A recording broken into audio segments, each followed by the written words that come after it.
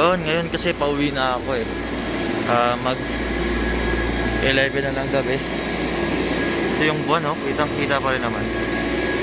Tapos medyo madilim dito sa trabaho ko. Gusto ko lang ipakita kung gaano kaganda yung camera nito sa night picture saka yung night mode on.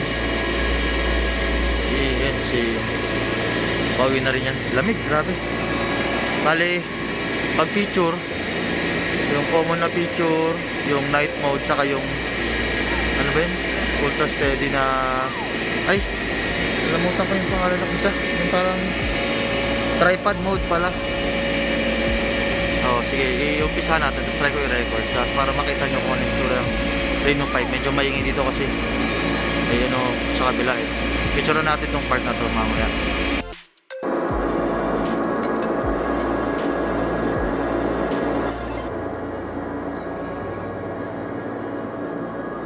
Ganito kapag night mode na picture, ay pag normal ganito, naka AI. Yan, pag night mode ganito naman, may countdown siya para mas liliwanag pa siya. Yun. Yan, tapos mamaya compare natin. Ito yung malupit, yung tripod mode. Ilang segundo to eh. Yan.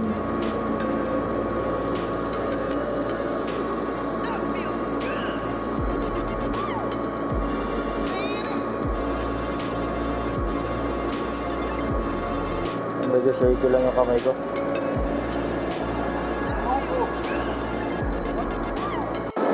Yan, try natin dito sa dilim para mas makita sana.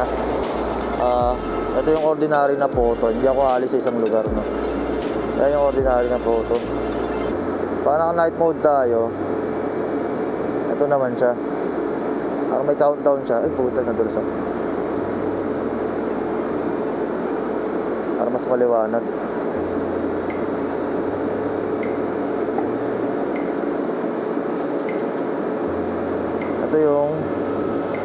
Itong tripod mode, kung gaano kaliwanag siya after ng ano.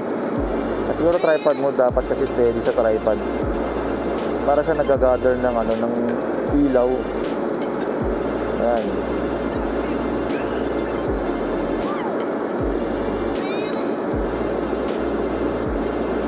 Medyo shaky yung kamay ko pero sobrang liwanag nito, men.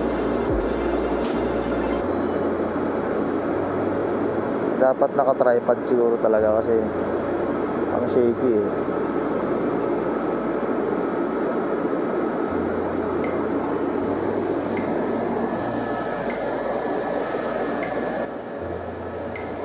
So ganito, no, pakita natin yung mga picture. Ito pag normal na photo lang.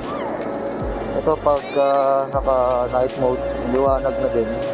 Ito siya pag naka-tripod mode. Ito shaky kasi yung kamay ko eh. Kung naka-tripod siguro mas maliwanag talaga yung makukuha. Kaya yung night mode pa lang maganda na eh, no? Yun lang naman. Doon, pag-uwi na ako, isiubuhan ko, mag-bike lang ako. Kaya susunod na lang ulit sa mga kalokohan o ano, mga pwede kong sabihin. Helmet, yan, bike. Ilang minuto na bike lang yan. Sige, let's get it.